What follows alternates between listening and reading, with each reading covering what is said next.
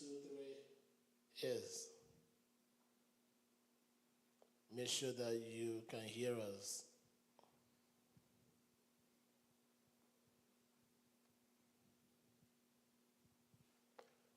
Let me see why they can't hear us.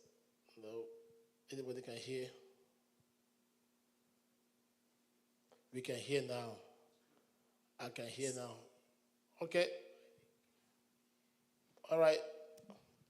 So thank you so much for Prophet White, yeah, and the media team. Please, if you can get Dr. Adora in a little bit, that would be great. She's far at the end.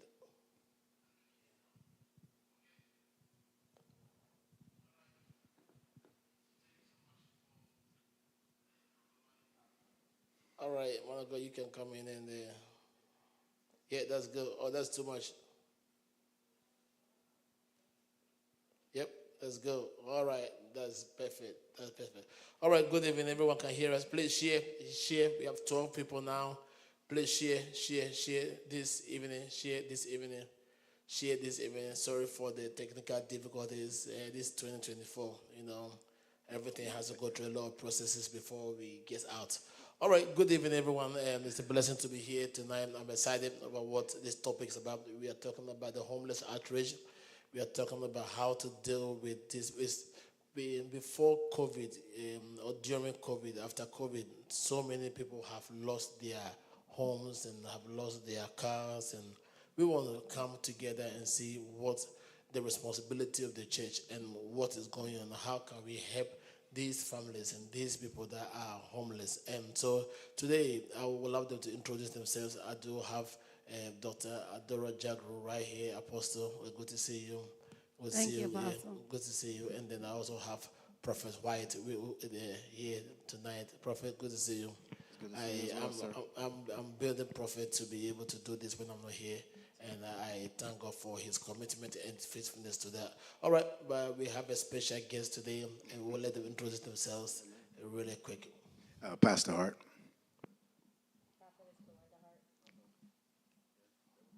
Prophetess Belinda Hart. All right, so good evening, good evening, good evening, good evening. So we this evening we talk about homeless, right? And I know Prophetess White, you Prophetess Belinda, you have done this and you do this.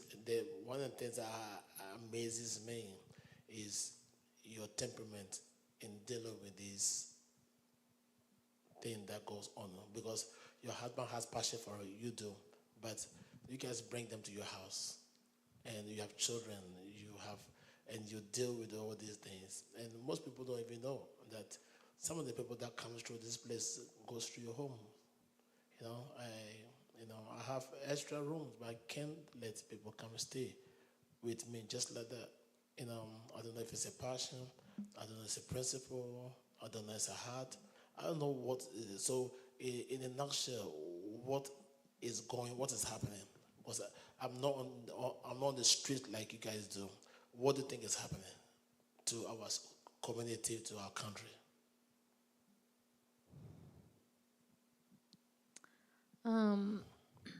I think part of the problem with homelessness now, there was COVID, and that impacted probably about 40,000 people were homeless during the COVID time. And we fast forward to just last year, and in the state of Texas alone, there's about 27,000. And part of the problem now is the housing market is so high. A one-bedroom apartment is almost $2,000, and that's just staying in a okay neighborhood. And so I think that part of the problem with homelessness now is the housing market has changed, and so people they can't afford to stay in their homes or their apartments. I think sometimes also mental illness, mental health plays a factor into people being homeless. It's interesting because one of the organizations that we work with on Sunday afternoons, they have programs that help people get into homes. But the people have been either have been homeless for so long, or there's like a mental state that they can't stay in the apartment. Like they would rather and be out on the street. They have an apartment that has been provided for them through, resources and through the state and stuff like that, but they would rather be on the streets. Or they take the mentality of homelessness into their apartment, and so they're bringing all their friends in, and they're, they just took it from outside to inside. And so I think that part of the problem, there are people that are what we call in transition. So those are people that, maybe they did lose their job, maybe they did get evicted, and they just need some help to get back on their feet. And so I've been learning different terms as we've, researched and looked at homeless community. Like you have unsheltered, and that's what you call our friends. They don't like to use homeless.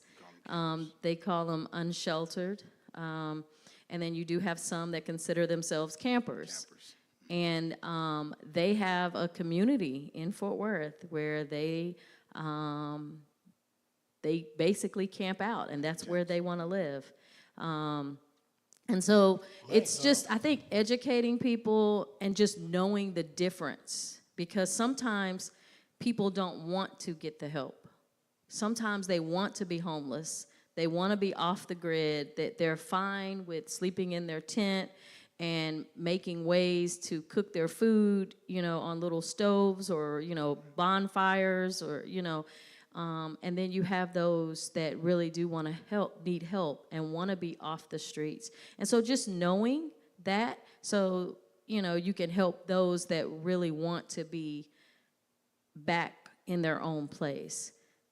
And then on the flip side, you can still help those that don't want to be off the street by providing them resources like meals, clothes, and things that they can, that they need, even though they're on the street.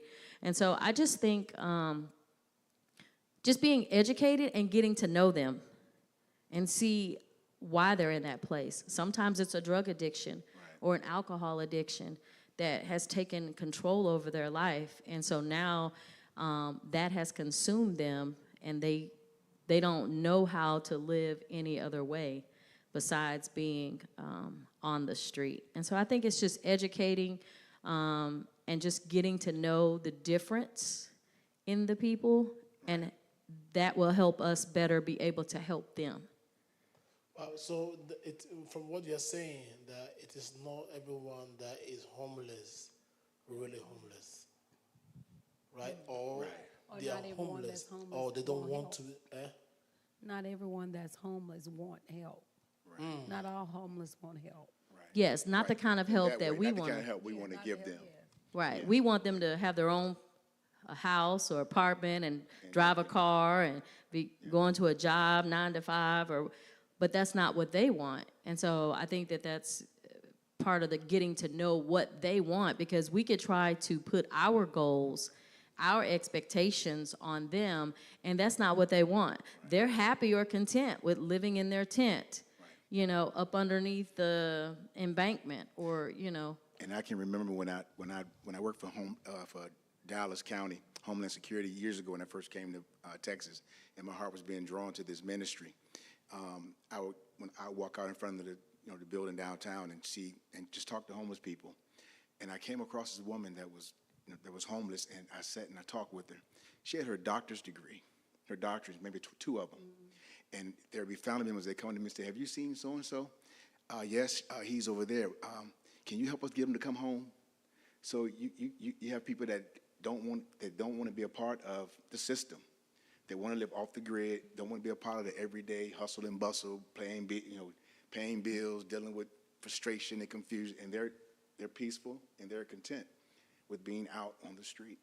Is it a mind thing? Because everyone should have a mindset of want to accomplish something.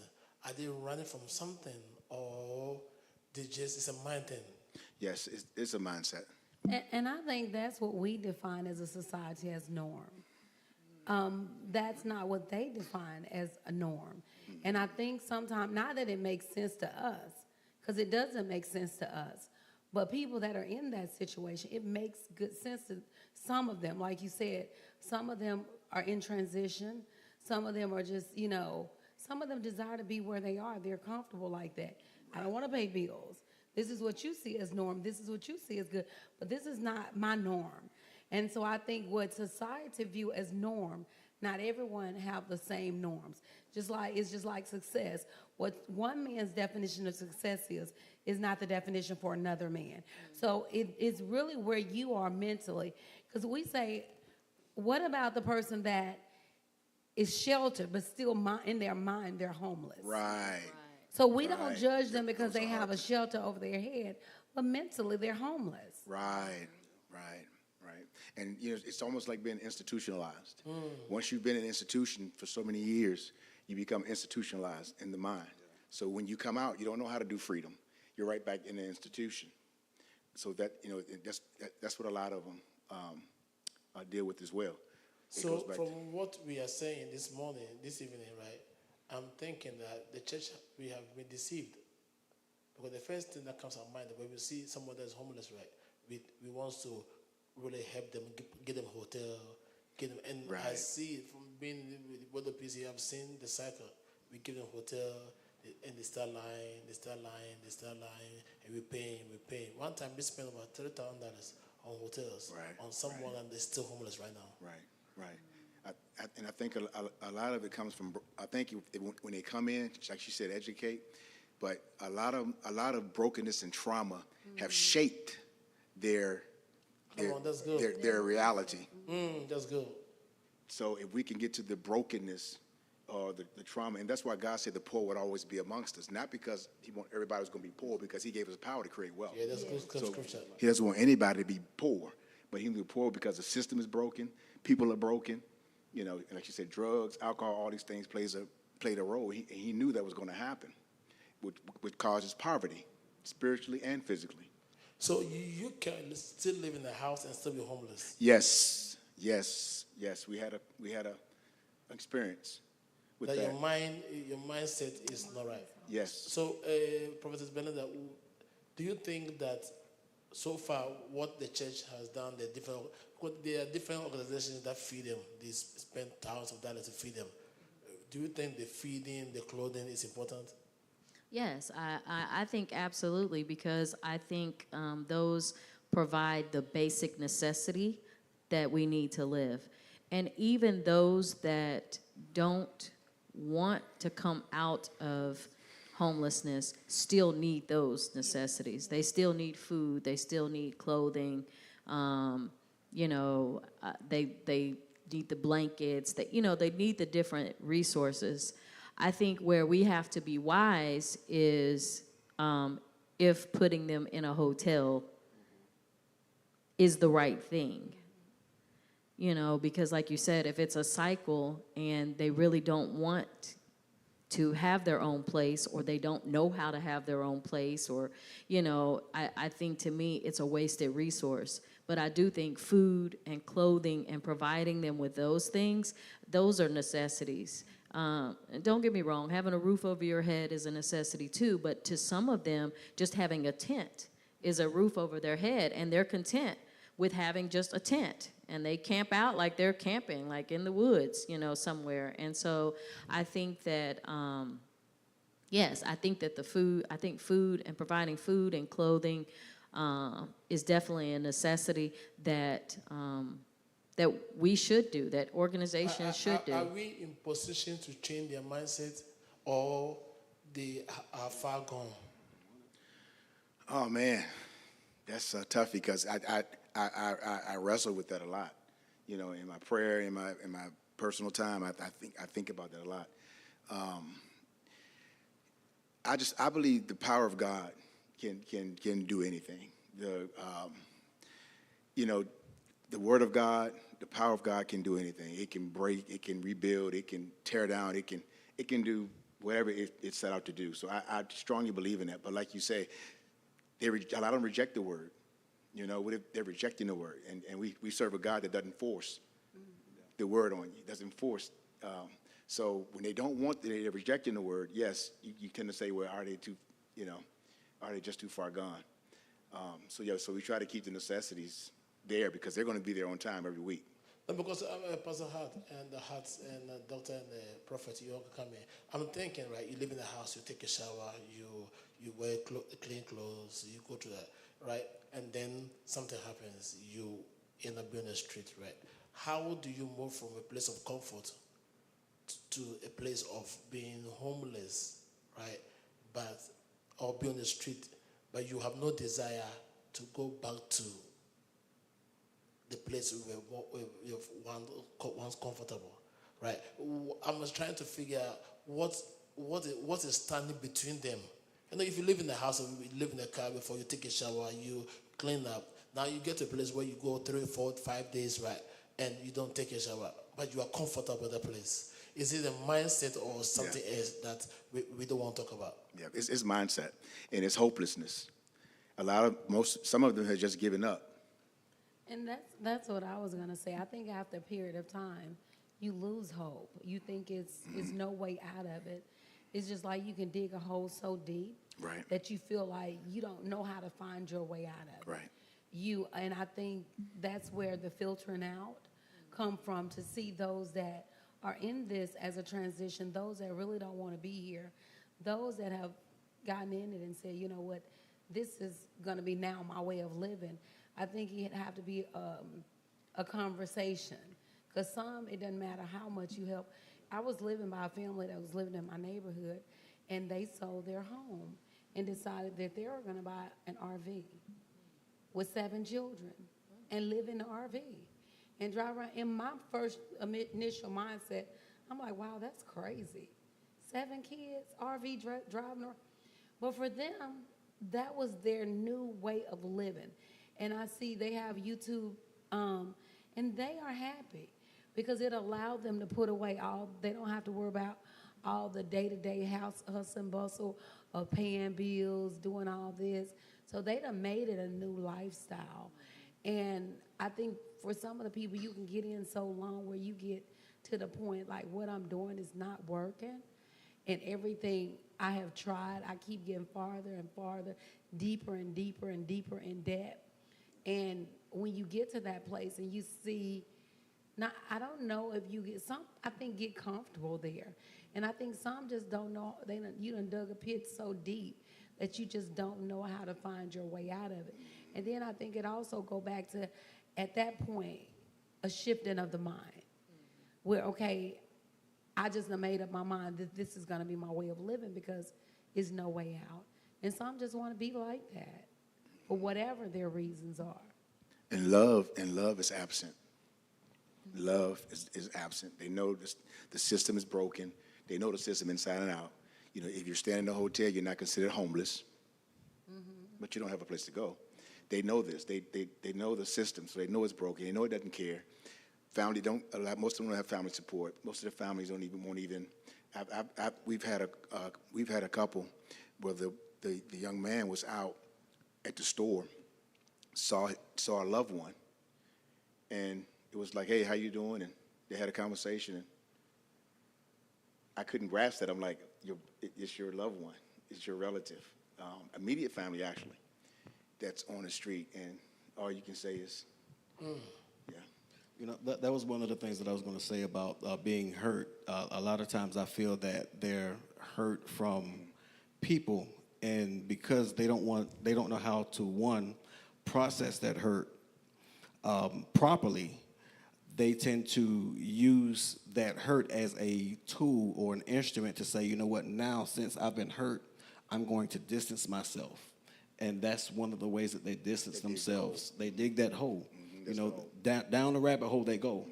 And if you know anything about being hurt and being rejected, it can put you in a deep and lonely place. It can cause you Just like what you said, when you see family and you see loved ones, you know, it causes you to turn your nose up at them, or they turn their nose up at you, and you feel a certain type of way.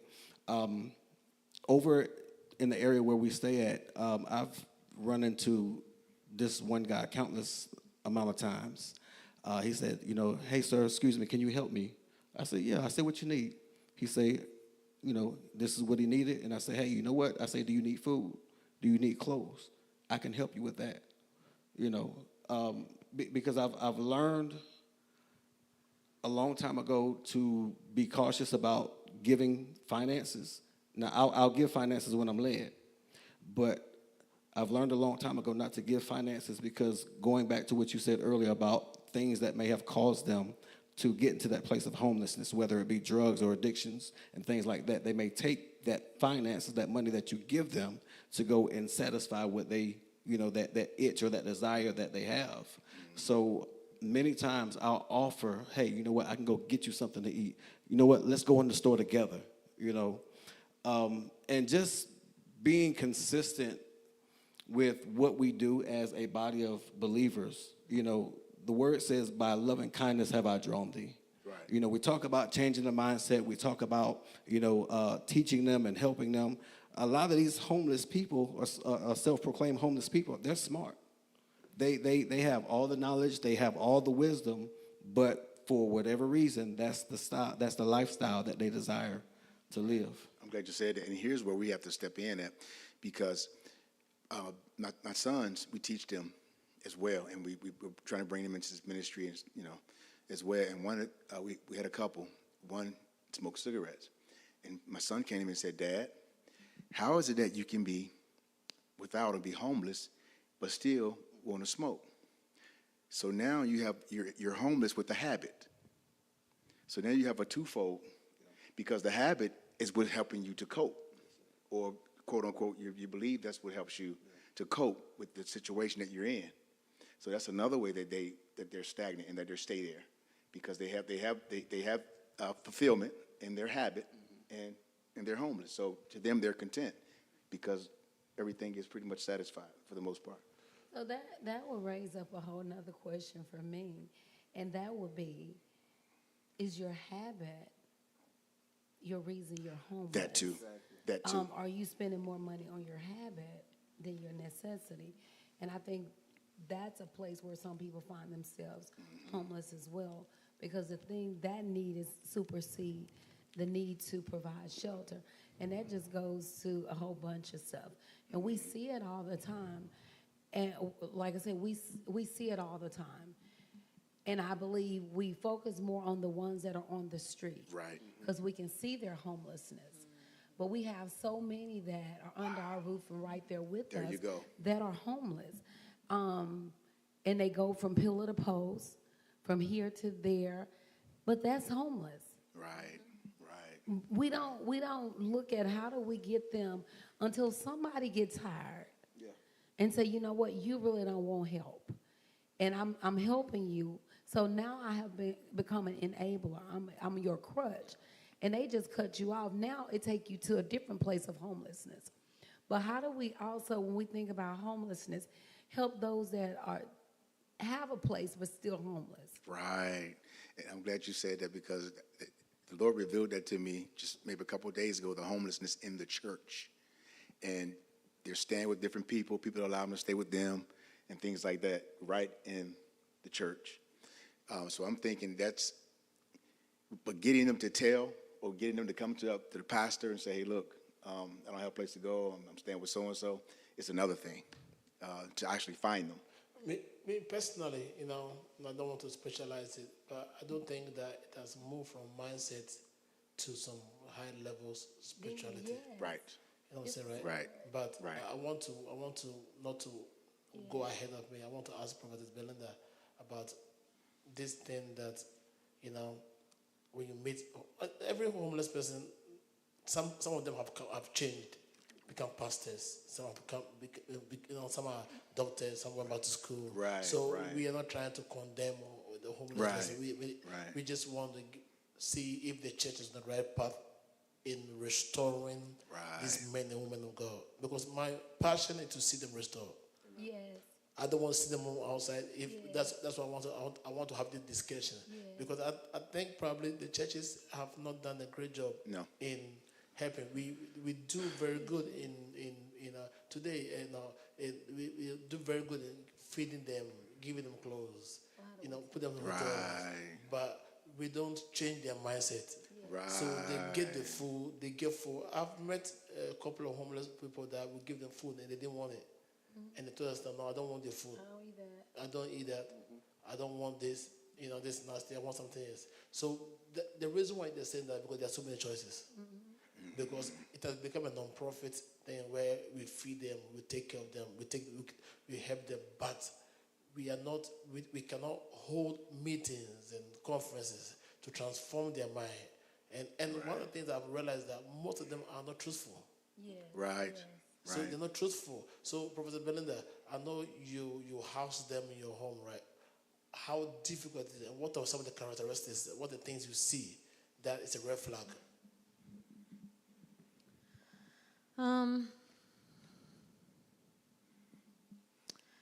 I think my first experience with the red flag would probably be the last homeless people that we brought into our home. Prior to that, we were able to help those families and I say that those families were in transition. Single mother with kids, she can't pay rent and try to finish school so that she can get a better job. And so we bring them in, they're able to finish cosmetology school, and so then now they have a trade or something that they can, help them support them and their children. But this last couple, it was like an eye-opener because it was like we saw the homeless mindset. That was when I really saw that there are people that do have a homeless mindset. And they are content with, doing whatever they need to do in order to fulfill their habit. Because in that situation, I think that it was a habit that was keeping them in that place. And it's kind of like what I think Dr. and Prophet White was saying, how the habit becomes so strong that they will literally walk around the street looking for cigarette butts, if there's any cigarette left on there, for them to smoke it. And to me, I had not experienced that up front and close. And so it was just an eye-opener, and it was kind of like a red flag that there's something else going on here. It's not just you can't find a job. It's not that it's, no one will hire you. There is something else going on here that I think is causing the homelessness. In those situations, I don't know what help we as the church can provide them besides the food and the clothing. I mean, we can provide resources to help them, manage their money. Again, I think we're looking at like 2 or 3 different types. We have those that are in transition. I think those, we can help those because they are just needing some support to get on their feet. But when a person, I think, wants to be homeless, like genuinely that is the lifestyle that they want, I don't know if we can help change that. I told the story earlier about there are some people that are homeless and they have been blessed, in my book, with an apartment. I mean, the state helped provide them with an apartment, but they will not stay in the apartment. They go back to their campsite, and that's where they want to be. I don't know in that instance if the church can help them, because that's where they want to be, But I do think that there are people out there that are addicted to drugs and alcohol, and those things, I think, are what have caused them to be homeless. I think in those instances, if we could get them the help, but they have to want it. Yeah. They have to want it. You know, we had a son that was addicted to meth, and it had got to the point where he was like wandering the streets. He was sleeping on the back of people's porches. He was, you know, almost being hit by cars because he was walking down the shoulder, and he wanted to come back home. And it was very hard. Pastor Hart had to help me. It was very hard because, you know, the mother is like, oh, yes, come on, you know, I don't want you on the street. But I realized at that point in time, we had to give him tough love. And we said, you cannot come back here. You can go to a rehab facility. But he had to make that choice. And so it's the same thing with some of our, you know, unsheltered friends or our homeless. If it is an addiction that is keeping them in that bondage or keeping them in that mindset, they have to make the choice. They have to make the decision to go to rehab to get the help.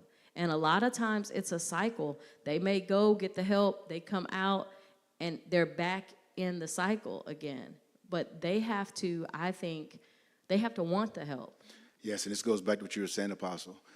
This is where the power of God comes in. This is where the church comes in, because we sent him to a teen challenge. There's no counselors there other than brothers and pastors and things like that, pastoral counseling if you need it, but it's mainly the word. They give you a Bible, they give you instruction and things like that. They have prayer time, you know, you work and things like that, but it's all biblically based. And it's the power of God that changes those men's lives when they are willing to submit and surrender. So man, I'm getting a different perspective now, because I have never thought it this far, even though I used to work. So now, even the church members that are dealing with inconsistency in their personal lives must be the spirit of homelessness that torments us or torments the people not to have some stability. Yes. You know what I'm saying, right? So we put it on budgeting, we put it on different things, but not knowing that it's the spirit of homelessness that has taken over their lives. Right. That they can make $1 million today, but tomorrow they'll be broke. Right. Because if you give a homeless person money on the street, right, tomorrow they will come back and ask you for money again. Right. They're never satisfied. So, Prophetess Belinda and Pastor Hart, I thank you, because I think that the church, and I love the Pastor Hart, that we should feed them, we should clothe them, but we should also find a way to bring healing to them. Right. And I think that all over the world, you know, any place you go, the country puts so much money out there for them to put them in their house. 3 weeks' time, they are moving out of the house. They are selling everything over there. You know, someone just posted something and said, if you give them a job, they say, you'll be surprised. Every homeless person I've offered a job to, they have turned it down. Right. And it goes back to a double-minded man is unstable in all of his way. Yes. So it's a lot of his double-mindedness. So it's a taking over the church. Right. Taking over the body Right. of Christ. Right. This homelessness spirit Right. has made us live in houses, but we're still homeless. Right. Yeah, I was just gonna say kind of what you were talking about offering them a job. I remember when I was younger, my mother was a manager for Jack in the Box. That was yesterday. I wish. No, I was kidding. My mother was a manager at Jack in the Box, and there was a homeless person. It was a guy. He was standing on the corner. He had a sign that said, "I will work for food." And so my mother said, "Hey." That's a setup. My mother said, "Hey, I'm the manager of Jack in the Box. If you can just walk like 3 blocks down to the Jack in the Box, be there tomorrow, I'll hire you." The guy never showed up. In fact, he moved corners because she was driving around the city and saw him on some other corner, and she was like, so to me as a young person, it opened my eyes to, and kind of like you were talking about using wisdom and being led by the Spirit as far as giving money. And actually in Arlington, if you're not supposed to give to them, they have signs now that they've started posting that says, "Don't contribute to the problem." Because see, when you give them money, you're contributing to the problem. Instead, direct them to resources that we have to help them. And so, yeah, but I think it's interesting because some, like, they just want the money for their habit. Now, is that every homeless person's situation or story? No. And are they all dealing with mental illness or disease? No. Are they all dealing with drugs or alcohol? No, by no means. Some of them, it may have started out as hard times, and they just continued living that lifestyle for so long, It's a question that just came from Prophetess Jane. It said, how do we as a church assist individuals that are in the cycle of being homeless, but they say they want to be free of the cycle, but don't know how? Me personally, I will throw my 2 cents there, and then you guys can come in. I think that if you want that bad, right, if you're tired of being homeless, if you're tired of being sick, if you're tired of something, right, you will make a change. I do think that sometimes we talk, they talk, but they don't want change. Because when they talk, right, people respond. And I do think what I've realized is that sometimes the church will have to be careful and allow them to fail so that they can recognize. Right. Because they don't, to them, they don't think, doctor said it, they don't think they're homeless. Right. To them, they think it's a cycle. To them, they think it's normal, right? But to us, we think that no, there's no way you should be moving from place to place every 2 months. Right. Something is wrong with you.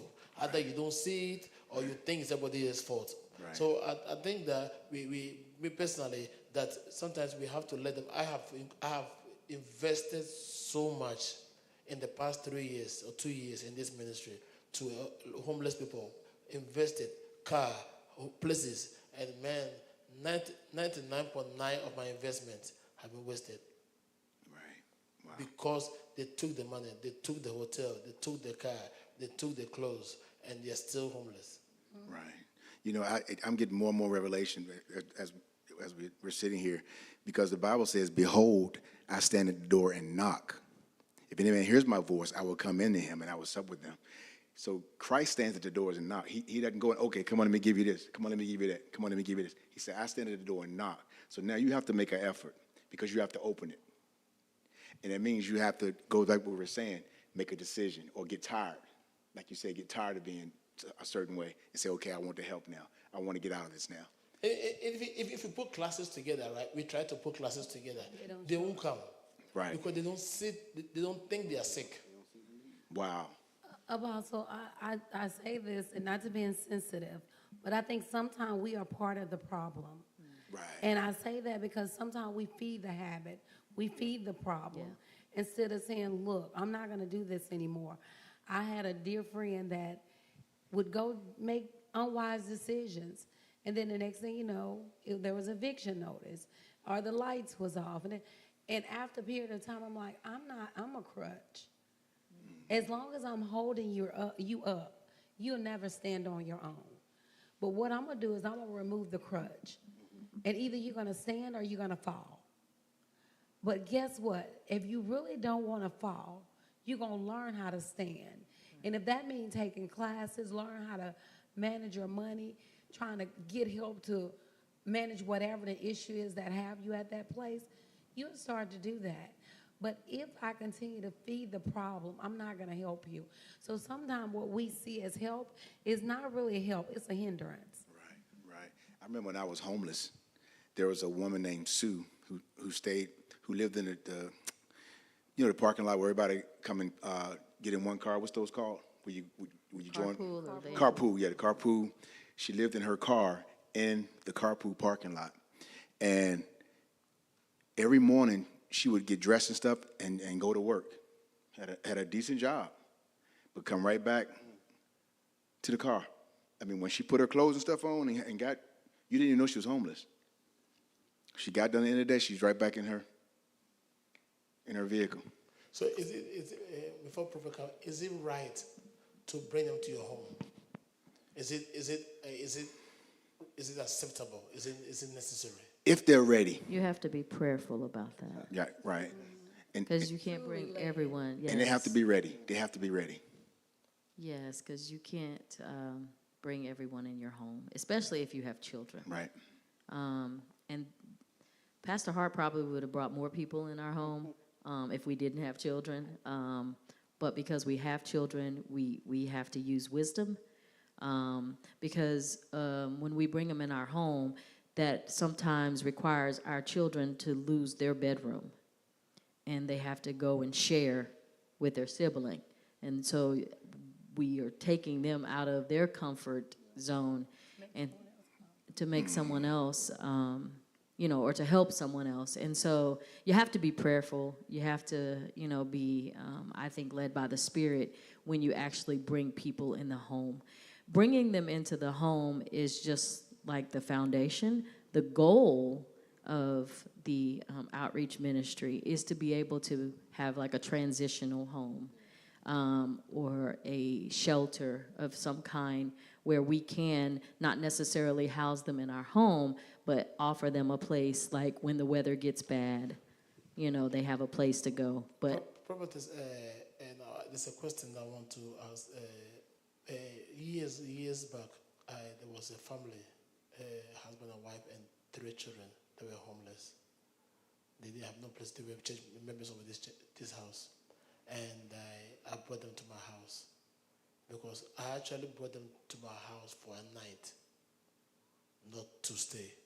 But the night turned into a whole year. And I'll be in the house, a husband and wife and 3, and man, they had Nikes, they had boxes of clothes, shoes coming to the house. And I asked them to give me $150 a month. And they never paid the whole time they were here for a year. Every time I asked them a question, they got angry and offended. And instead of Texas, right? If somebody stays in your house more than 30 days, You got to file eviction. yeah. So I struggled to get them out of the house. And when I did, right, it was a big mess. Big mess. They forgot that they didn't even remember all the year that they stayed with me. That I fed them, drove them around, and helped them out. And they left my place and were homeless again.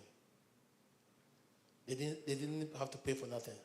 They had to save their money. Entitlement. But they left my place and was homeless again. So I'm sitting here thinking that, so I had to make a decision that I will help you, but I cannot host you. You know what I'm saying? Right. Because if I bring you into my world, you will not take off your world. Right? So we tonight's discussion is that how do we help these people? What are the things that the church have to do?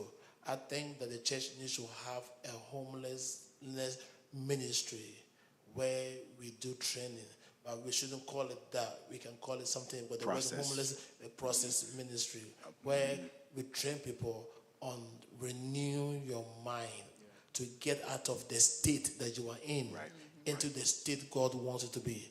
Because if we are not careful, we will have a lot of people, right, that are in church, spirit-filled, but have the homelessness mind, that they will not be transformed, and their children will come in and continue the same routine. So we, as the body of Christ, should not focus on making them satisfied in their flesh, but making them transformed in their mind, so they can be able to walk in the power and authority of God. Right. I'm glad you said that because a part of the process is when you come in, we don't make you comfortable. You get your room and stuff is not fully furnished and all that stuff. So we don't let you get comfortable, and it's a process. And our main goal at the end of the day is to introduce them to Christ. That's the main goal, because he says, I'm the way, the truth, and the life. So that's what our ministry is based upon and built upon, to get them to Christ. And this goes to the question that Minister Ingrid asked. I know that somebody want to read. It's how far do you take responsibility of the family to help them, the homeless? Sometimes it can almost be abusive, or they have rejected help from a family. And it's true. I think that was what Doctor just said. Sometimes, we take responsibility. It is my fault. I need to be there for them because they told me, they came to me. I'm someone, and because our heart is so soft. We take responsibility, and every time you take responsibility, right, if you think it's yours. Right. You think that I have to fix it, right? So I have, because the heart I have for people, right? I have taken responsibilities of a lot of things, especially people that have end up losing a lot of things. Because I have a heart for the homeless, but I forgot that I had to put boundaries in place. And I didn't have boundaries. I helped them, and I was broke. I helped them, and I was homeless. That was one thing I wanted to say, is that we have to be careful in the help. They bring that same spirit in your home. I have had people that I have opened my doors to. Now I say I won't allow anyone to live with me. I don't, because of that, unless it's at a different level. I have had people to come into my home and stay, and they brought their homeless mindset into my home. They destroyed it. They didn't care about it. So how do I help you help yourself? Because not everybody won't help. But not only that, they think because that's what sometimes mind can be messed up, twisted to the point, because I'm here, you're going to have to be here. So indirectly, that behavior and that mentality, if you're not careful, can be forced upon you. So now that spirit coming to your home, in your home, you're looking homeless. Wow. And so that's one thing you have to be so cognizant of, because it can be a strong spirit. And again, the prophet came here before and he said, behind every problem, there's a force. Yes. Yes. And so when you're helping them, we really have to be prayerful to see if God can give us understanding on the force. Right. So that doesn't become a force upon you that's trying to help them now. Where you were trying to help. Now you have a problem as a result. Or now this is a burden on you as a result of you trying to help. And I like the idea because I really think sometimes we really need to open up more classes to teach. I see so many places that before you can get help, let me teach you. Let me look at your finances. Let me look at what you have going on. Let me look at where why you found yourself in this place. How do I help you remold and retrain your mindset? So when I help you, you can come out, I can help you out and not help you to continue to be a cycle. I want to help you to come out of it. I want to say that one of the things that came to me is that when we allow our heart to turn into, or let me rephrase it, when we allow our heart for the homeless to affect our emotions, that's when that enabling process, that's when we say, this is my assignment. That's when we lay claim to that person or to that group of people. And that's where we tend to mishandle certain things because we have now went from a place of ministry to a place of, okay, this is who I'm attached to. This is, I'm not going to let go until you get better, type of situation. And that can run that person that's there to help them down so bad to where they end up losing their mind, they end up losing their home, they end up losing their marriage, they lose their children, they'll lose their possessions because they're so engaged emotionally with that person or with those people to where they just can't let go. And it was said earlier, I think one of the biggest things, and even you see it even with, parents and children, it's okay to let your children fail. So it's okay to let those homeless people fail so that they can understand the realness of the situation that they're in. Yes, I get it that sometimes their mindset is like, okay, you know what? I'm homeless. I don't have no bills. I'm free. I'm free from society, what they consider society, because they don't have to pay bills. They don't have to do certain things. But at the same time, when you're looking at the totality, if it's a family, when you're looking at the children, when you're looking at the different dynamics of what's there, how it's affecting them, how it's affecting their upbringing, how it's affecting their education, how it's affecting so many different things, so the things that we can do to allow or to implement that help for those people that want it. You know, the thing is just getting it, establish it, and making it known. If we have to go to different locations, different camps, different sites, and say, hey, you know what, this is what we have to offer. You know, we can come to you. You don't have to come to us. We can come to you. That's one of the biggest things that I've learned in the past is meeting a person where they are, so that you can, one, they're comfortable. All right. If you meet me in my house, I'm comfortable in my house. Right. But if you meet me at a location that I've never met, that I've never been before, and you say, hey, you know what, meet me here, and I'm like, oh, I'm kind of looking around. I'm kind of, you know, observant. But to meet them where they are, that gives them a sense of safety. That gives them a sense of, you know what, I'm good here. But then just continue to show that love without getting so attached to where we can help them. Prophetess, and I know you have something to say, but as we get closer to the time, what are some of the things that the church we have to do? I'm sitting here and I'm thinking, my mind is everywhere, thinking that, you know, the church has failed that community because we give them help before we change their mind.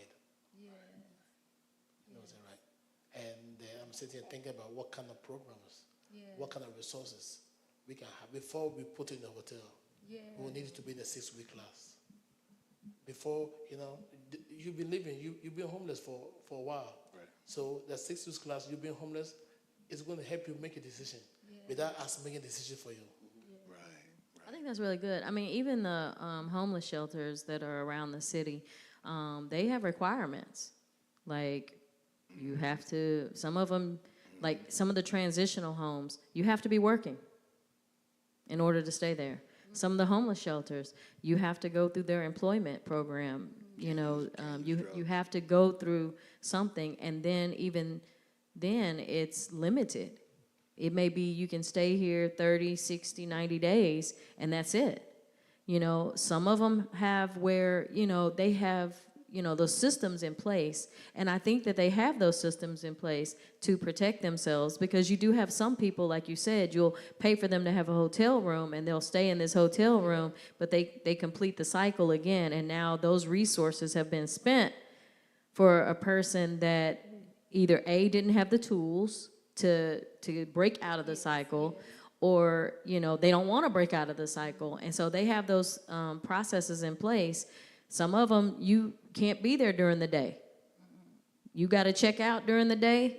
I don't know where you're going to go, but you got to check out. Hopefully you're trying to find a job or you're working, and then you can come back here and you stay at night. You know, so they have those processes, I think, in place because of that situation, because I think kind of like we've done here at Word of Peace, pay for people to have hotels, and you're shelling out all this money, and then they're right back homeless again. And I was going to say, back to Minister Ingrid's question, talking about the responsibility of the family. If it is an abusive situation, then the family, I know that you love them, but you have to take yourself out of that situation. That's good. You cannot allow your safety or your peace of mind to be impacted. And I know it's hard. I'm talking from experience. It was hard for me to hear and see about my son being on the street and addicted to drugs and not being able to bring him home. That was very hard, but he needed help. And the only way that he was going to get that help is if he made the decision to get the help. But if you bring him into the home, it's like, oh, yeah, I can just chill here. I can, you know, I can still do what I do, and I can. So in that situation, if you have a family member that is homeless or has that homeless mindset, you may not be able to bring them in your home. You may not be, especially if they're abusive towards you, they're talking crazy to you, they're being physically abusive, then you can't help them. Not in that sense. You can maybe help them find a shelter or somewhere else, or a mental facility or a substance abuse facility. You can help in that way by directing them to other resources. But if you are, as a family, are trying to help someone and they're being abusive to you, then you have to step back, and you can't allow your safety and yourself to be hurt, either physically, emotionally, or spiritually. And so I think that goes like back what she was saying, and sometimes they reject the help from family. And if they do that, there's nothing you can do if they reject it. You can pray for them.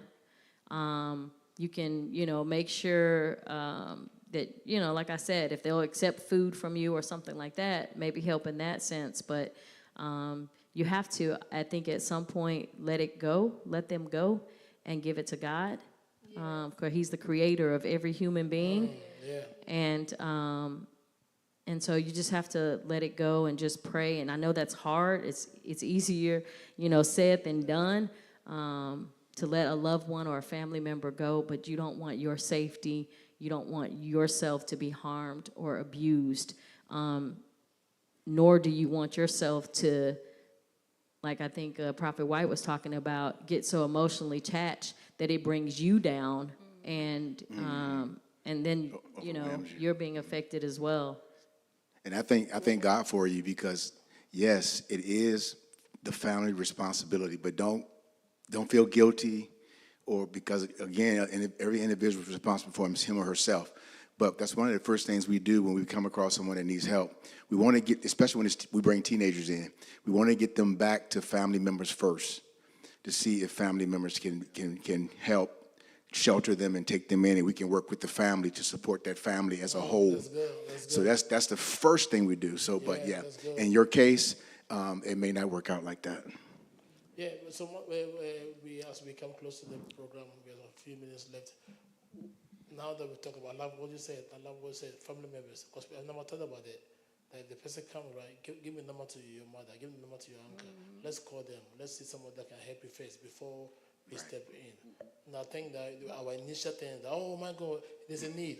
Let's help quick without even thinking about it. We don't even think about it. We see a need, everybody jumping on it. Oh, we send a message, everybody give $10. A family needs some help, but we don't even think about it. First of all, everybody have a family. Everybody has 2 family. generations, 3 generations back. Everybody has Let's contact somebody. And they'll probably be able to tell us the truth. One of the things I want to ask you guys is that, why is it so difficult, very, very difficult, for people that have the homelessness mind change? Why is it so difficult that sometimes you get to know more about them 6 months, 8 months, 9 months, and realize, oh wow, he just came from prison. Why are they always hiding their story? Is it because the church have judged them, or they have to lie to get help? Wow, all of the above in a sense. But the main thing is it's spiritual, and they're in need of a miracle, because because God has to break that. Yeah. God has to break that. It's just some things God left up for himself to do, I believe. Sometimes, like the broken heart. Only God can fix that. Yeah. So yes, we do what we can and not do what we shouldn't do, thinking we're doing what we can, like Doctor was saying earlier. But at the same time, we got to be cautious and careful and take every precaution, because like some of the things they're dealing with, God has to break that. It has to be a spiritually we can pray and things like that. But if they don't open up to us, that's the key. If they don't open up to us, we can't go in. We can't share our gifts. I think sometimes, too, they don't share their story because I do think they're ashamed. I mean, I do think sometimes, yes, people, if you told them the truth, like, I really want this money because I want to go get a drink, that they wouldn't get the money, And so I do think that sometimes people lie. But I think sometimes people are ashamed of the state that they're in. Sometimes maybe they've been judged by family. They want to, live a lifestyle that's different than what their family wants them to live. And so they're ashamed. They are ashamed of who they've become. I mean, and then sometimes the people, they just want to be where they're at. Like they're not ashamed. They like living homeless, and they prefer that. They just, they don't have all the responsibility of life, and so you just have a whole group of people, and I think it goes back to what I was saying at the very beginning. You just have to kind of talk to them and get to know where they are at, and, see where their state of mind. Like, are you lying? Because to me, I also look at it too, like, if they have family, so we ask, about family. If their family doesn't want anything to do with them, that is a red flag. We talked about red flag. That's a red flag. You don't have no one in your family that wants to help you. So either A, you got a family that's like throwed off, or B, you have a family that has probably helped you many times, and they're tired of helping you, and they're trying to, get you, give you tough love, as my mom used to say. And so I think that it goes back to, they probably lie to get help. They may be ashamed, or they may not want to change, or maybe they don't know how, and then that's where I think it's a really good idea what Prophet White said, like taking that education to them. So going to their campsite and maybe having a class, there at their campsite. Anybody that wants to learn how to, handle finances, or, whatever those classes may look like, going to them, because it's going to be hard to get them to come to the building. I mean, they're homeless. They don't have transportation. And we're in an area where there's no public transportation. And so it would be kind of expensive to get them here, So just taking those resources to them, and if they want it, they want it. If they don't, they don't. And we just have to accept that. You know what, Apostle, we gave a family a ride home, a homeless family, a ride home from the event. And and the young lady in the middle, remember I asked her, I said, we were talking, then I said, well, what got you to this stage in your life, remember? And she kind of just blew me off. And she said something that wasn't even relevant or something to what I asked her. So we knew then that she wasn't going to open that door. So we kind of just got off that real quick and just started talking about some other stuff. But yeah, so you get that a lot. They're not going to want to tell their story. They're not going to want to open up and things like that. So that's all a part of the bondage. I'm excited tonight. Really, that's changed my perspective about how we do ministry. Because this ministry, every single day, we have somebody walk over here. Every day, 2, 3, 1, people coming here for help. And when they come in, okay, hey, let's look for a cheaper hotel. We'll pay for them. And then they go. We had a couple, but 3 months ago, 2 months ago, they came and put them in the room. And then we paid the $50 deposit for that, right? Oh, when I'm over, it's going to come with my card. I'm going to send to you. Nothing. Now you can hear from them. You can see them, And the woman is complaining that she's been abused, right, by the men. But you see, personally, I think the man was using the woman to get help. Because as long as she cries or she make the allegation, right, we will have compassion for her. So I think that when they come into the ministry, we should, before we help them, we should talk to them, find who is close to them. Right. We should get to know more about them.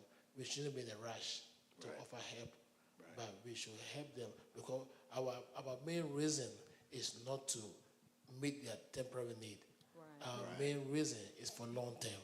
Right. But if you're not careful, we will spend money that we need to use for those that are here on people that don't really care about us. Right. You know what I'm saying? Or they have the intention of changing. Right. So we have to restructure ourselves. We have to have the resources. Go to this place, they can help you. Go to Gateway, they have money. Go here, they can help you. We have to not be afraid or not be too passionate or not to be too emotional about their needs. But let's put the principle in place, right?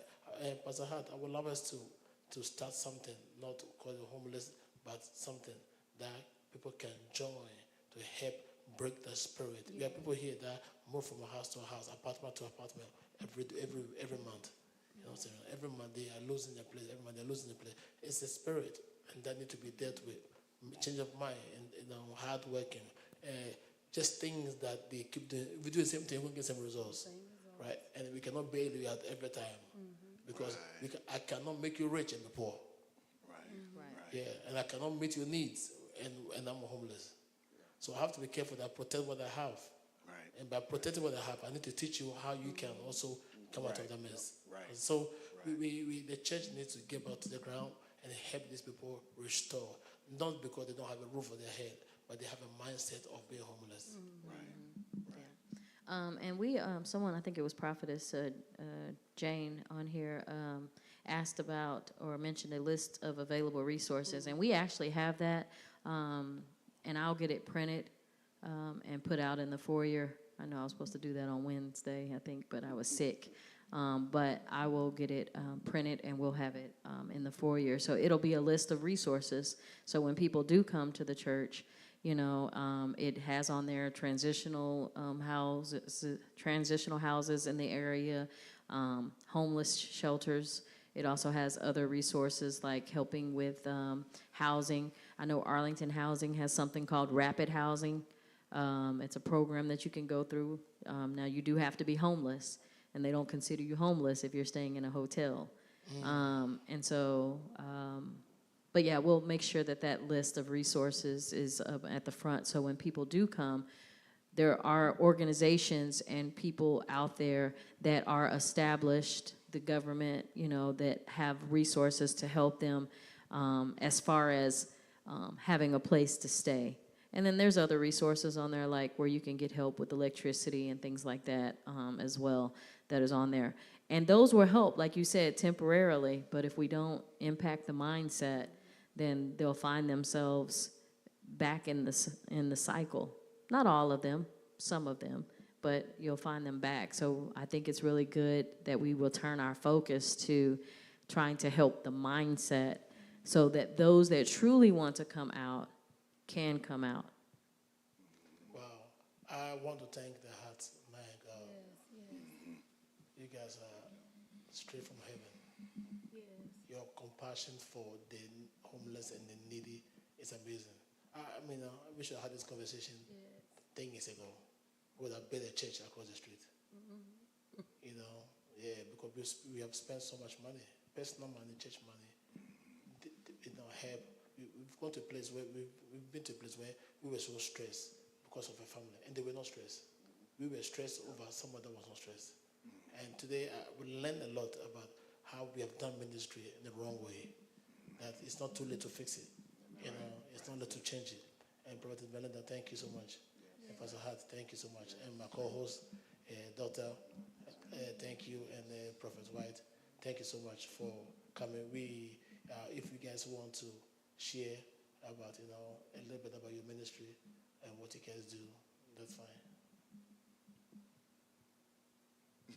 Well, the name of the ministry is Way to Life Outreach, and it is a Word of Peace international ministry. And if you have a company or if you know anyone that has resources, we're in need of resources. Right. These classes, the things that we want to do to help change the mindset, it costs money. And so if you have a nonprofit, you have a company, or you have a business, we would definitely take the donations. We have a food pantry, but if you want to, contribute money towards food, towards clothing, or these classes and things, the resources that we're going to try to implement to help people, we would strongly encourage you to sow into the ministry and just put in the comment if you're sowing by Cash App or Zelle, just put in there Way to Life, and we'll make sure that those resources are applied for us to help our unsheltered and families in transition. Yeah, don't forget, Jesus commanded us to take care of the needy. When I was hungry, He fed me. When I was thirsty, he gave me the drink. So our primary focus is to help the needy. We are not devaluing them. So, but we are coming as a solution to help them get out of the state of mind. We love them, we care about them. Sometimes love is not always comfortable. Love is not always, I want to give it to you. Love is not always, I want to pick you up. Sometimes love is says no. I love you so much, I won't say no to you.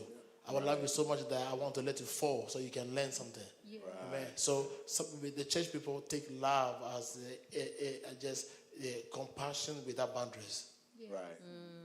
Right. So we thank God for the opportunity to be here tonight. We want to love the people. We want to help them. We want to heal them. We want to protect them. We want to guide them. We want to help them from. I've been homeless before. Anybody been homeless before? You know it's not easy. Amen. Because the people that really care about you or you care about them are not even there anymore. But we want the church where we can bring people, we can take a homeless person, help them to become a CEO.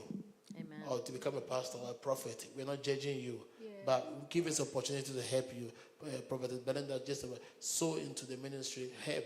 We're going to create some envelopes and different things. So every month we can set aside some money for that. If you come and we don't have money like salvation, I mean, those guys do. When you go, they say, we don't have money this month.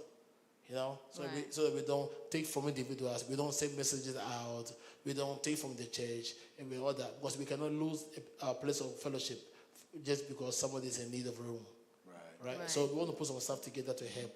And I'm happy that I'm excited that you guys are going to stick with us and help us build this ministry to take care of the needy. Anything? What I was going to say too, with those resources, when you are able to access those resources, please reach out to me if you can. I can save you time, and I can save probably the people that you're reaching out to a phone call. For instance, I said you reached out to Help Enhance Ministry, and the person that needs the place is not working. They're not going to talk to you. So, and I can save you that time, knowing which resource you're trying to reach out to for what situation or reasons. So I'm here for you. Yes. So thank you so much, everyone, for watching us this evening. This is Covenant TV, your host, Apostle Frank Meno, and my guest and the co-host, Doctor, and then my brother, blood brother right here, Prophet White. Amen. And our guest, the hearts. Come on, put your hands together for them. What marvelous and wonderful people that have devoted their life, their home, sacrificed their children, everything to make sure that the needy are comfortable. Thank you so much for staying with us. We love you. Don't forget, the flyer is out for Sunday. Amen. Share it. We are overcoming what? Adversity. We are overcoming adversity. Whatever that has been a hindrance to us from moving forward, we want to overcome it. Amen. We have been breaking and breaking. Now we want to overcome it. Amen. We want to move past that. And so this Sunday, share the flyer, make a video, let somebody know about it, send it to your friends and family, and we're going to have a marvelous, wonderful time. Thank you, everyone, for staying with us. We love you, and remember, if God be for us, who can be against us? God bless you. Have a wonderful evening.